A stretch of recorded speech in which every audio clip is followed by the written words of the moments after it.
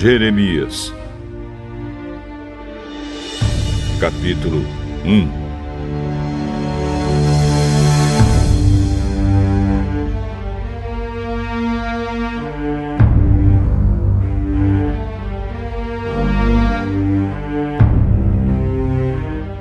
Este livro conta o que Jeremias disse e fez.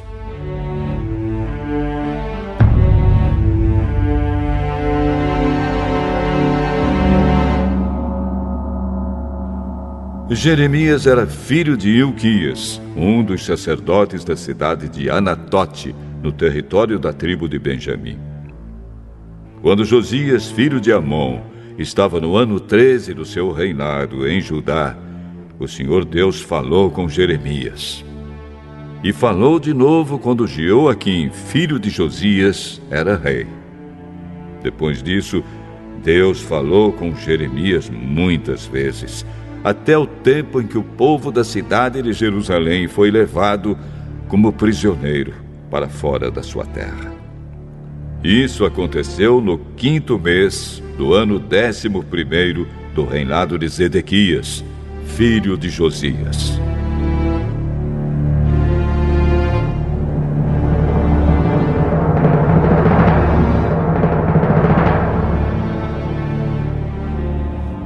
O Senhor Deus me disse: antes do seu nascimento, quando você ainda estava na barriga da sua mãe, eu o escolhi e separei para que você fosse um profeta para as nações.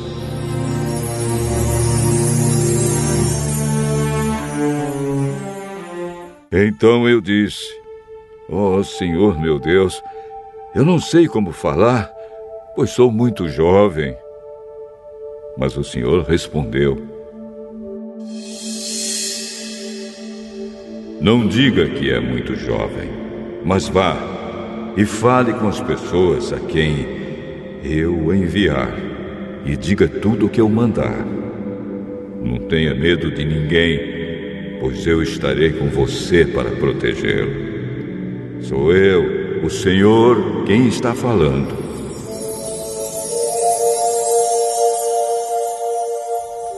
Aí o Senhor estendeu a mão, tocou nos meus lábios e disse: veja, eu estou lhe dando a mensagem que você deve anunciar. Hoje estou lhe dando poder sobre nações e reinos, poder para arrancar e derrubar, para destruir e arrasar, para construir e plantar.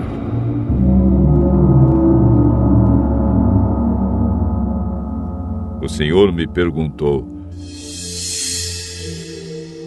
o que é que você está vendo?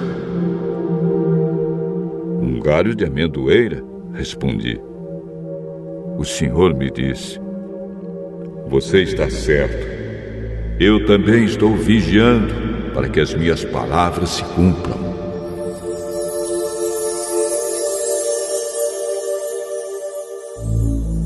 O Senhor falou comigo outra vez e perguntou: o que mais você está vendo? Eu respondi: estou vendo no norte uma panela fervendo e se derramando para o lado de cá. Então o Senhor disse: do norte virá a destruição, que se derramará em cima de todos os que vivem nesta terra. Eu vou chamar todas as nações do norte.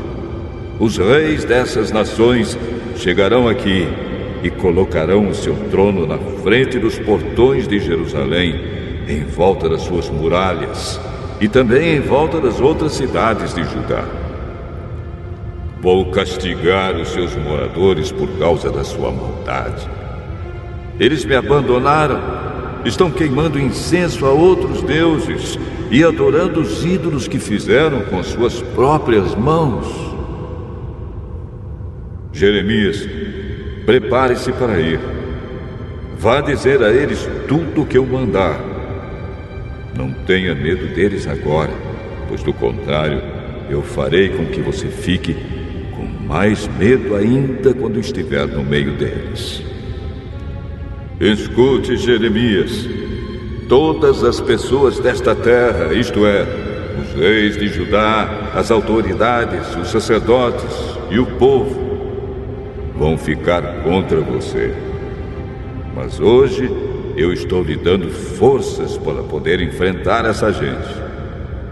Você será como uma cidade cercada de muralhas, como um poste de ferro, como um muro de bronze. Eles não o derrotarão, pois eu estarei ao seu lado para protegê-lo. Eu, o Senhor, falei.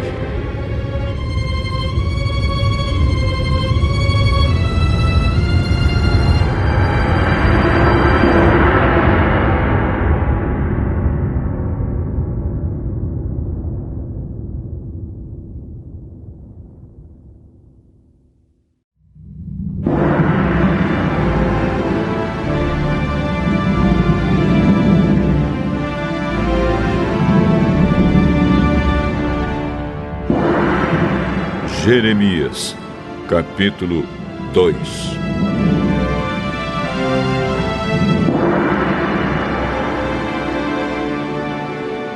O Senhor Deus me mandou entregar a todos os moradores de Jerusalém a seguinte mensagem: Meu povo, eu lembro de quando você era jovem, como você era fiel e como me amava quando éramos recém-casados. Lembro como me seguiu pelo deserto, por uma terra onde não havia plantações. Povo de Israel, você era só meu. Era sagrado como o trigo que é colhido primeiro e oferecido a mim. Eu castiguei todos os que fizeram você sofrer e fiz cair o mal sobre eles. Eu, o Senhor, estou falando. Descendentes de Jacó e famílias do povo de Israel, escutem a mensagem de Deus, o Senhor. Ele diz: Que defeito seus antepassados acharam em mim para me abandonar? Adoraram ídolos inúteis e eles mesmos se tornaram inúteis. Eles me desprezaram. No entanto, fui eu quem os tirou do Egito. Eu os levei pelo deserto, terra de montanhas e de precipícios, terra seca e perigosa, por onde ninguém viaja e onde ninguém mora. Eu os trouxe para uma terra boa, a fim de que se alimentassem das suas colheitas e do que ela tem de melhor. Mas eles vieram e mancharam a minha terra. Fizeram com que a terra que lhes dei virasse um lugar nojento. Os sacerdotes não perguntaram: onde está o Senhor? Os que lidam com a lei não quiseram saber de mim. Os governadores se revoltaram contra mim. Os profetas falaram em nome do Deus Baal e adoraram ídolos que não podem ajudar ninguém.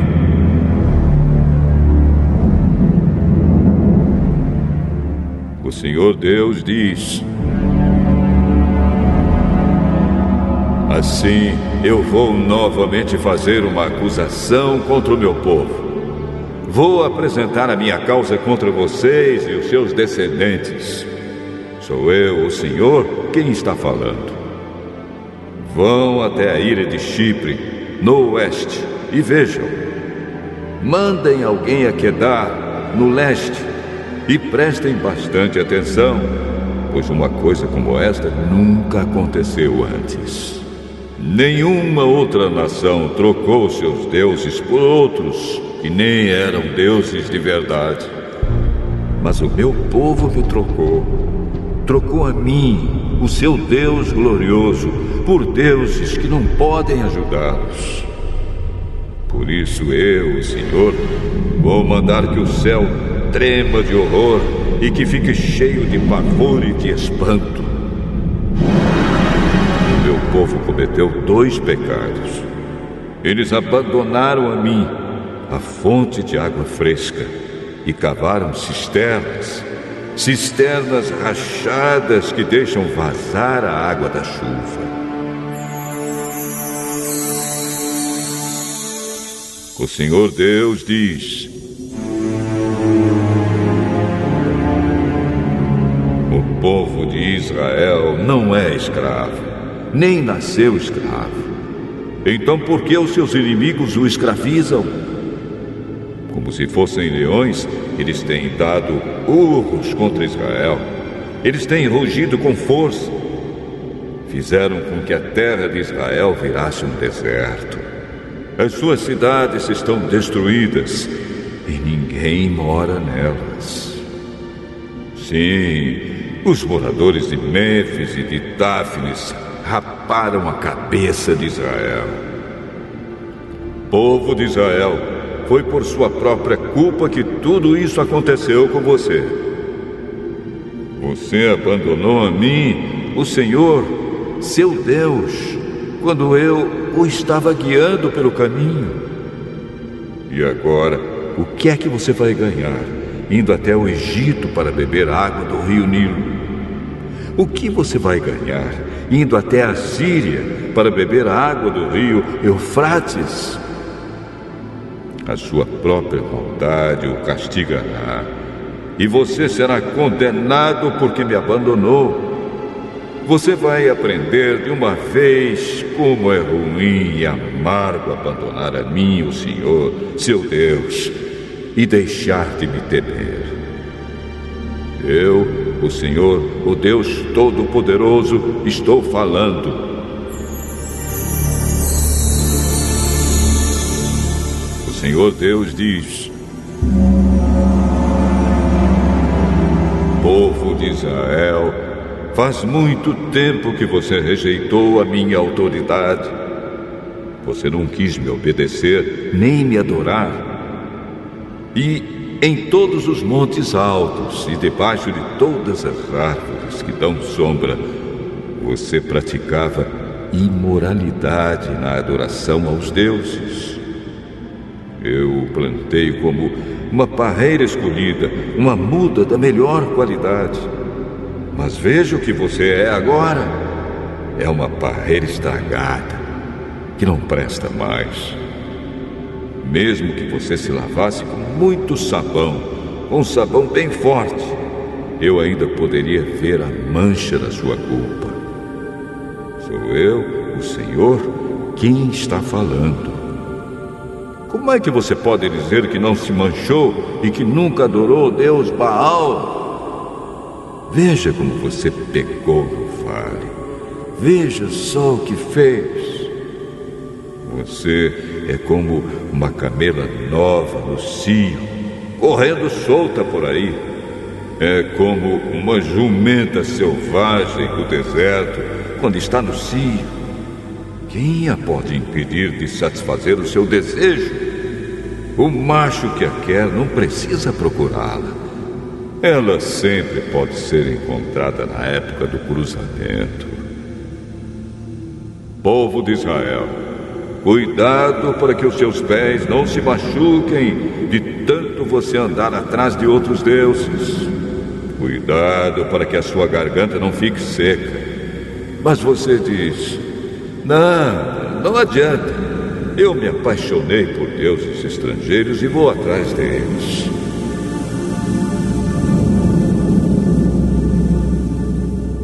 O Senhor Deus diz: como o ladrão fica envergonhado quando é pego, assim o povo de Israel passará vergonha. Todos vocês, os seus reis e príncipes, os seus sacerdotes e profetas. Passarão vergonha todos aqueles que dizem a um pedaço de madeira: você é o meu pai. E a uma pedra: você é a minha mãe. Isso vai acontecer porque vocês me viraram as costas, em vez de virarem o rosto para o meu lado. No entanto, quando estão em dificuldades, vocês vêm me pedir que os salve.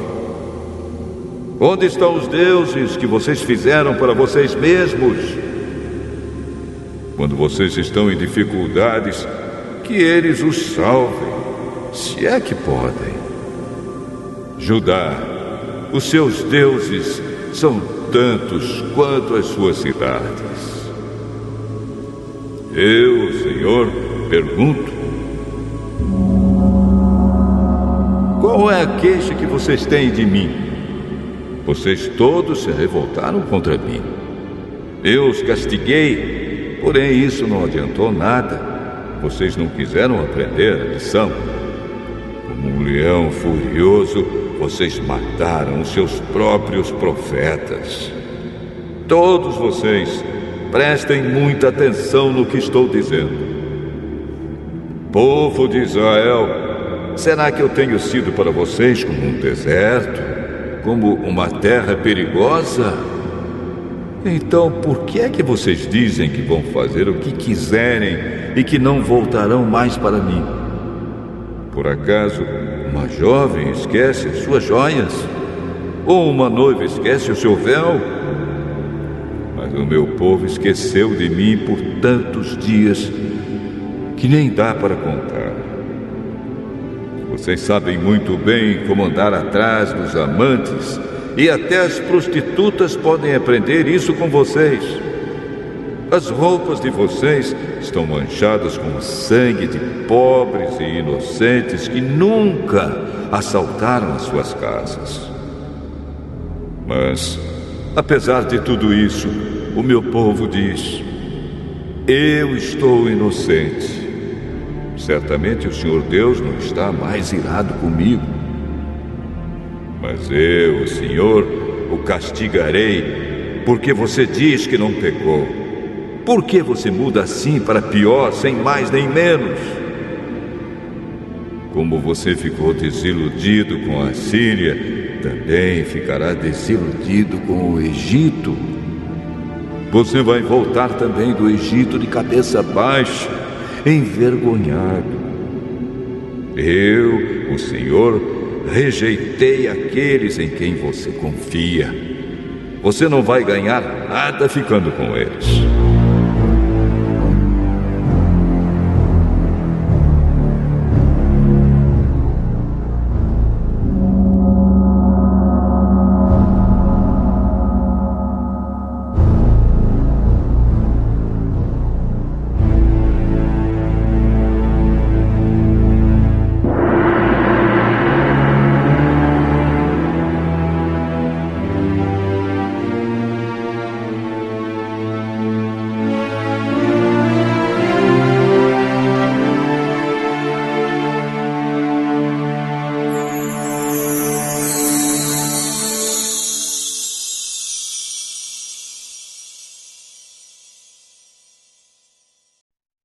O primeiro livro dos Macabeus. Capítulo 1. Alexandre, o Grande.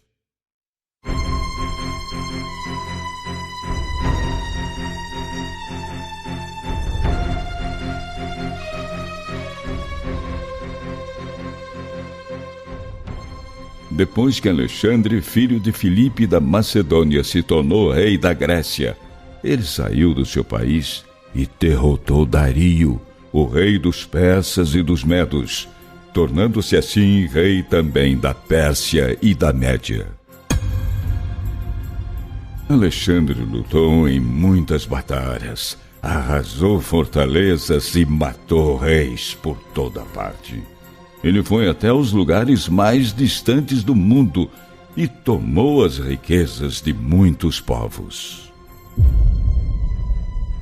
Quando já não havia mais países para serem conquistados, ele ficou vaidoso e o seu coração se encheu de orgulho.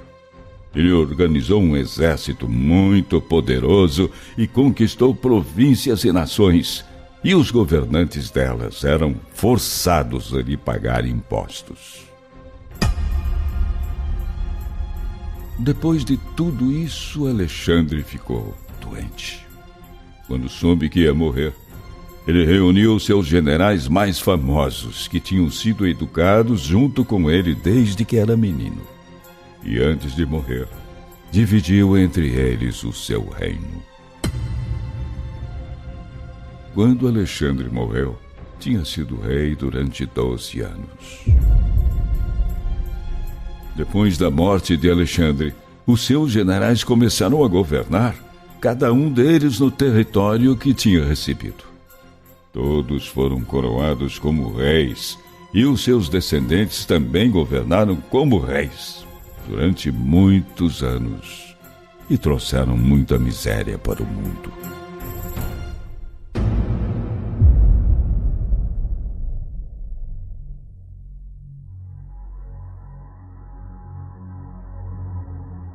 Antíoco Epífanes. Um desses descendentes, um homem muito mau, foi Antíoco Epífanes, filho do rei Antíoco III. Ele havia sido refém em Roma antes de se tornar rei da Síria no ano 137 da era grega. Nesse tempo, apareceram no meio do povo de Israel homens que desprezavam a lei e que enganaram muitas pessoas, dizendo: vamos fazer um acordo com os povos não judeus que vivem em volta de nós, pois desde que nos separamos deles, temos passado por muitas desgraças. Essa ideia agradou muita gente, e algumas dessas pessoas foram depressa falar com o rei e receberam licença para seguir os costumes dos não-judeus. Então, construíram em Jerusalém um estádio de esportes igual aos que existiam nas cidades gregas. Trataram de tirar as marcas da circuncisão e quebraram a aliança sagrada. Começaram a casar com não-judeus e a fazer coisas más.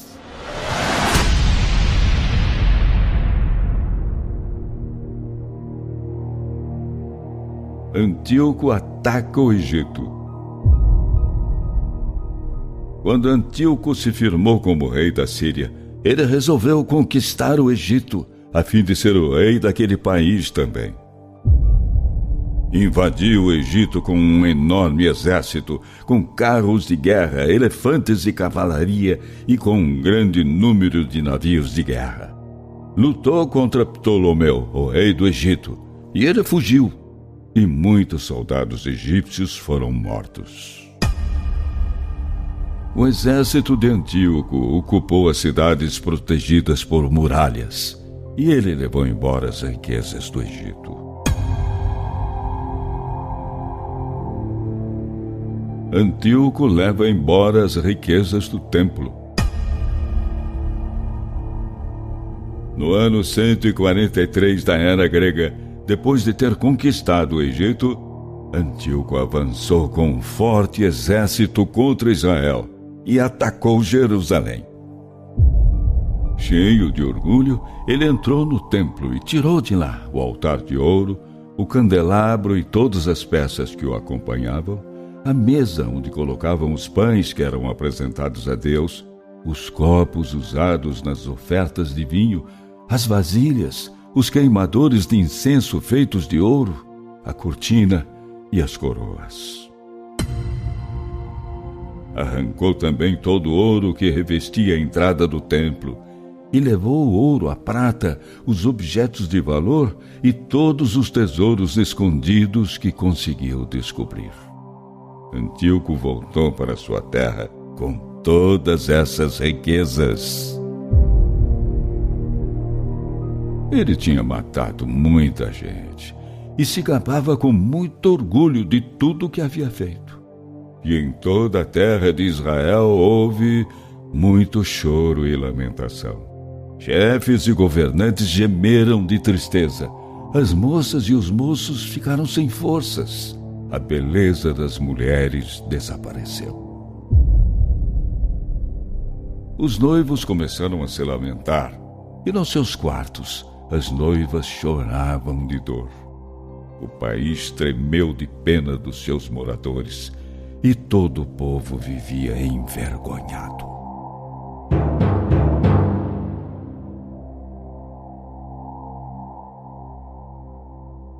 Jerusalém é destruída.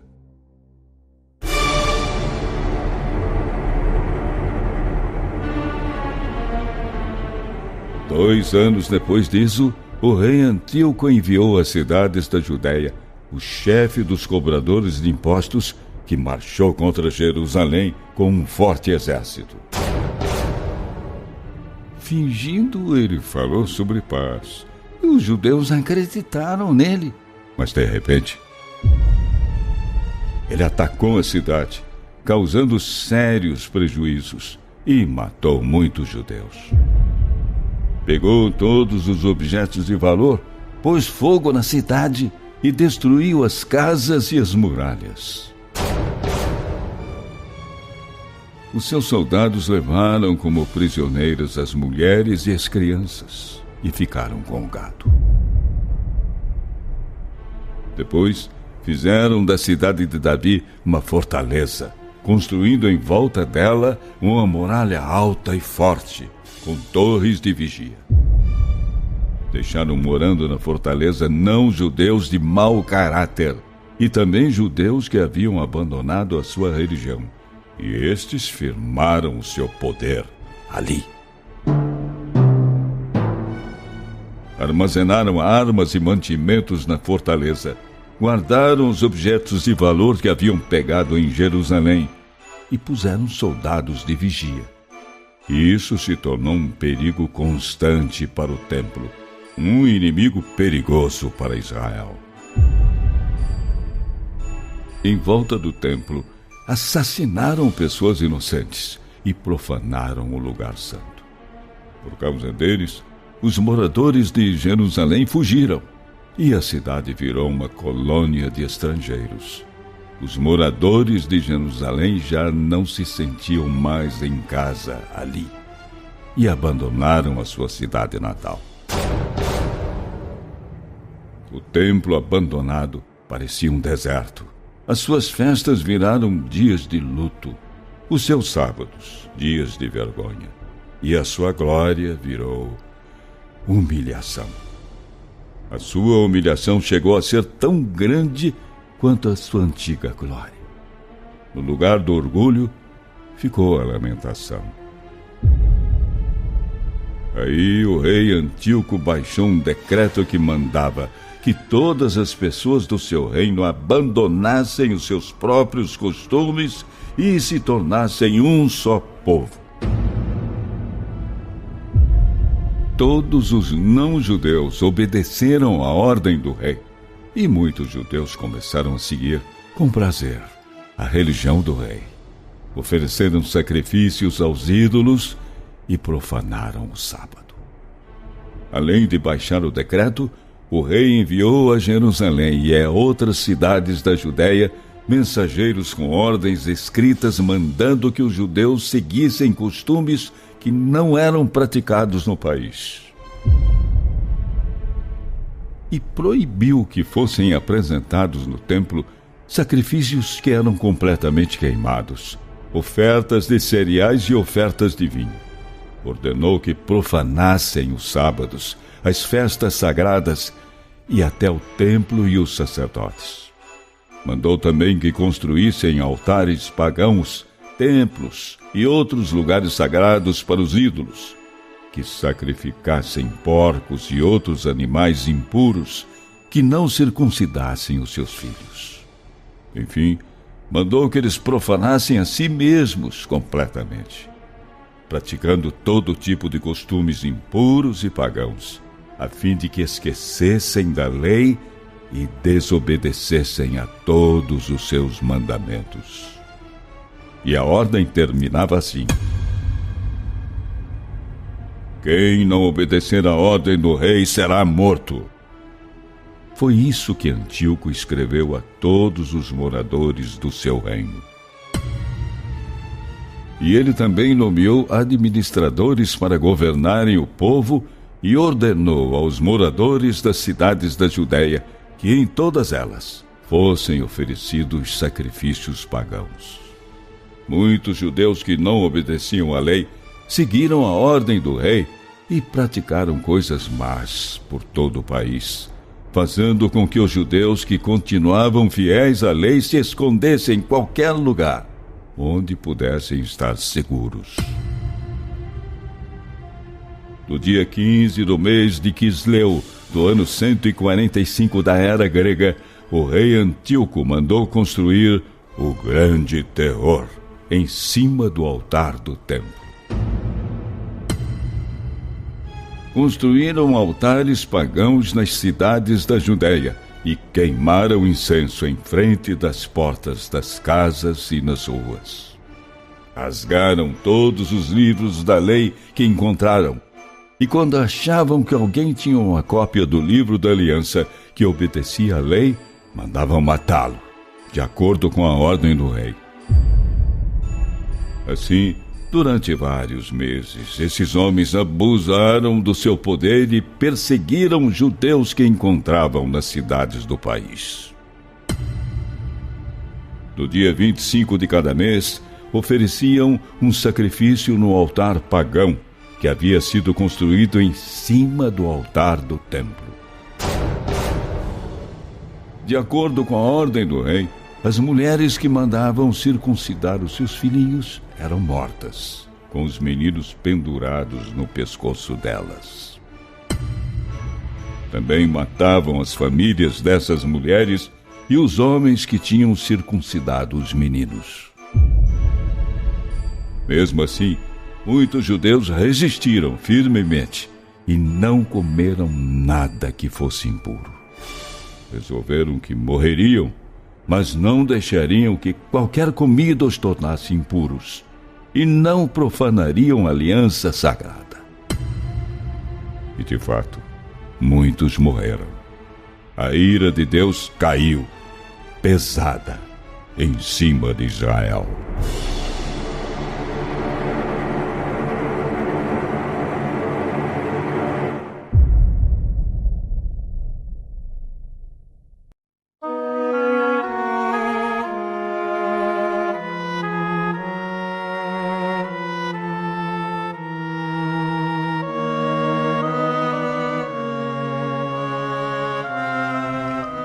Atos, capítulo 28.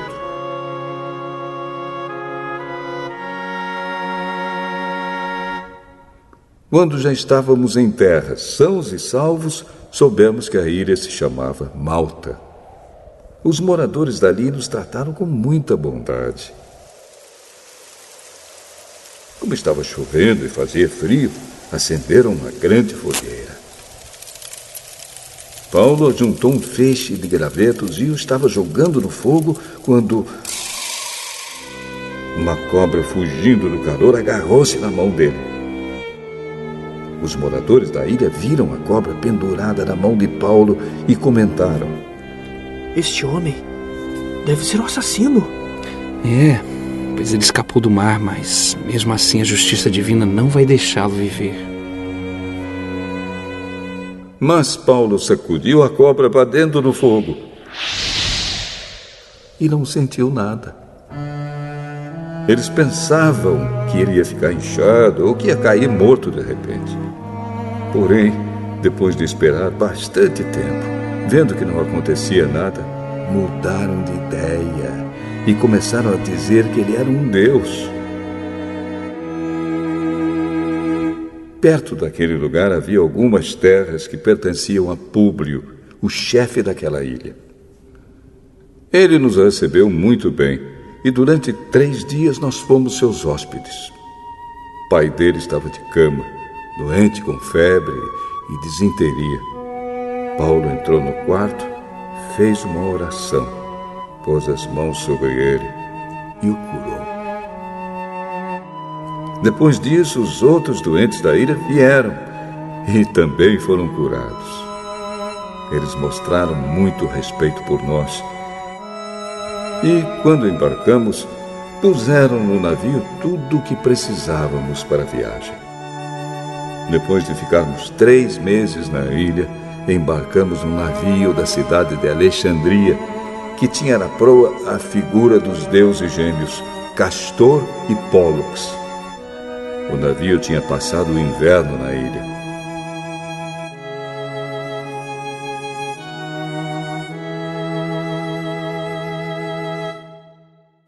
Nós chegamos à cidade de Siracusa, onde ficamos 3 dias.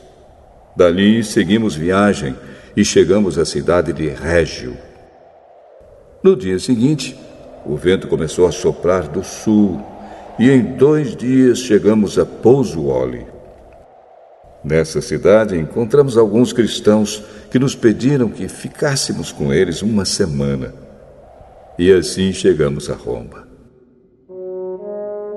Os irmãos de Roma tinham recebido a notícia da nossa chegada e foram se encontrar conosco nos povoados de Praça de Ápio e de Três Vendas. Ao ver esses irmãos, Paulo agradeceu a Deus e se animou. Quando entramos em Roma, Paulo recebeu permissão para morar por sua conta, guardado por um soldado. 3 dias depois, Paulo convidou os líderes dos judeus de Roma para se encontrarem com ele. Quando estavam reunidos, ele disse: Meus irmãos, eu não fiz nada contra o nosso povo, nem contra os costumes que recebemos dos nossos antepassados. Mesmo assim, eu fui preso em Jerusalém e entregue aos romanos. Eles me interrogaram e queriam me soltar, pois não acharam nenhum motivo para me condenar à morte. Mas os judeus não queriam que me soltassem. Por isso fui obrigado a pedir para ser julgado pelo imperador, embora eu não tenha nenhuma acusação para fazer contra o meu próprio povo. Foi por esse motivo que pedi para ver vocês e conversarmos. Estou preso com estas correntes de ferro por causa daquele que o povo de Israel espera. Então eles disseram: Nós não recebemos nenhuma carta da Judéia a seu respeito. Também nenhum dos nossos irmãos veio de lá com qualquer notícia ou para falar mal de você. Mas gostaríamos de ouvir você dizer o que pensa, pois sabemos que, de fato, em todos os lugares falam contra essa seita a qual você pertence. Então marcaram um dia com Paulo.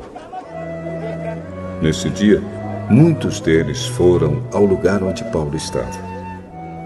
Desde a manhã até a noite, Paulo anunciou a eles e explicou a mensagem sobre o reino de Deus. E, por meio da lei de Moisés e dos livros dos profetas, procurou convencê-los a respeito de Jesus.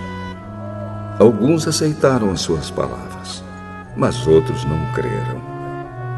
Então, todos foram embora, conversando entre si. Mas antes que saíssem, Paulo ainda disse mais uma coisa. O Espírito Santo tinha razão quando falou por meio do profeta Isaías aos antepassados de vocês. Pois ele disse a Isaías: Vá e diga a essa gente: vocês ouvirão, mas não entenderão. Olharão, mas não enxergarão nada, pois a mente deste povo está fechada. Eles taparam os ouvidos e fecharam os olhos. Se eles não tivessem feito isso, os seus olhos poderiam ver e os seus ouvidos poderiam ouvir. A sua mente poderia entender e eles voltariam para mim e eu os curaria, disse Deus. E Paulo terminou dizendo: Pois fiquem sabendo que Deus mandou a mensagem de salvação para os não-judeus, e eles escutarão. Depois que Paulo disse isso, os judeus foram embora, discutindo com violência. Durante 2 anos, Paulo morou ali, numa casa alugada, e recebia todos os que iam vê-lo. Ele anunciava o reino de Deus e ensinava a respeito do Senhor Jesus Cristo, falando com toda coragem e liberdade.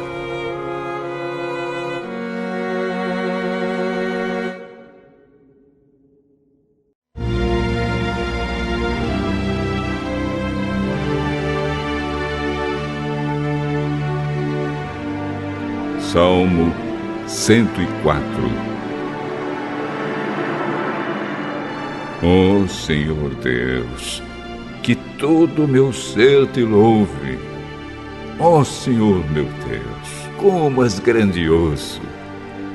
Estás vestido de majestade e de glória, e te cobres de luz.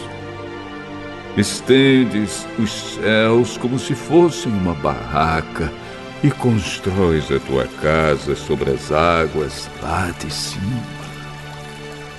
Usas as nuvens como teu carro de guerra e voas nas asas do vento. Fazes com que os ventos sejam os teus mensageiros e com que os relâmpagos sejam os teus servidores. Tu puseste a terra bem firme sobre os seus alicerces, e assim ela nunca será abalada. Cobriste a terra com um oceano profundo, como se ele fosse uma capa, e as águas ficaram acima das montanhas. Porém, quando repreendeste as águas, elas fugiram. Quando ouviram o teu grito de comando, saíram correndo. As águas correram pelos montes e desceram pelos vales, indo ao lugar que preparaste para elas.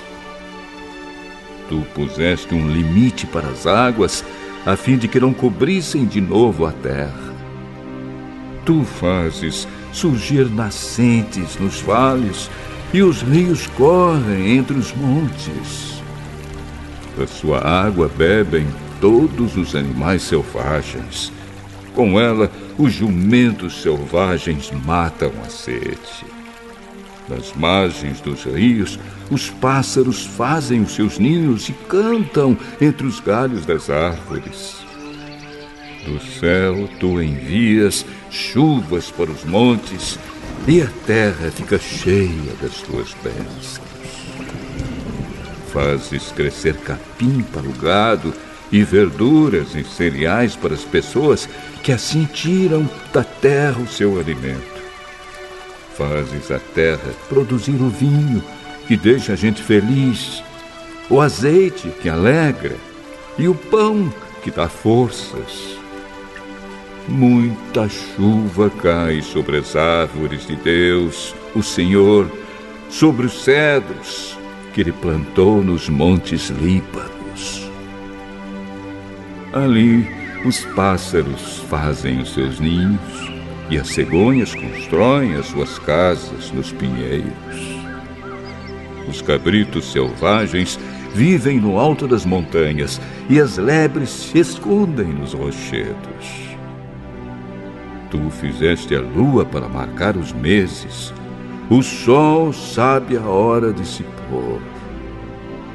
Tu fizeste a noite, e todos os animais selvagens saem quando escurece.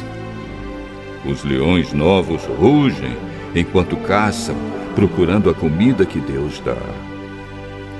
Porém, quando o sol aparece, eles voltam e vão se deitar nas suas covas.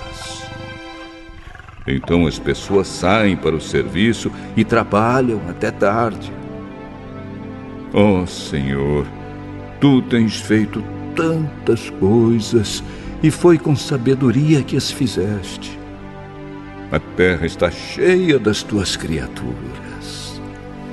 Ali está o mar imenso, enorme, onde vivem animais grandes e pequenos, tantos que não podem ser contados.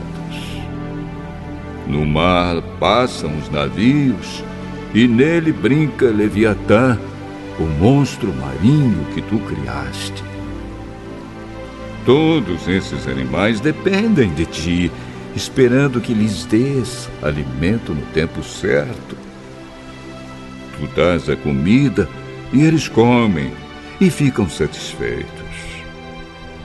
Quando escondes o rosto, ficam com medo. Se cortas a respiração que lhes dás, eles morrem e voltam ao pó de onde saíram. Porém, quando lhes dás o sopro de vida, eles nascem. E assim dás vida nova à terra. Que a glória de Deus, o Senhor, dure para sempre. Que Ele se alegre com aquilo que fez. O Senhor olha para a terra e ela treme. Toca nas montanhas e elas soltam fumaça. Cantarei louvores ao Senhor enquanto eu viver. Cantarei ao meu Deus a vida inteira. Que o Senhor fique contente com a minha canção, pois é dele que vem a minha alegria. Que desapareçam da terra aqueles que não querem saber de Deus, e que os maus deixem de existir. Que todo o meu ser te louve, ó Senhor Deus. Aleluia!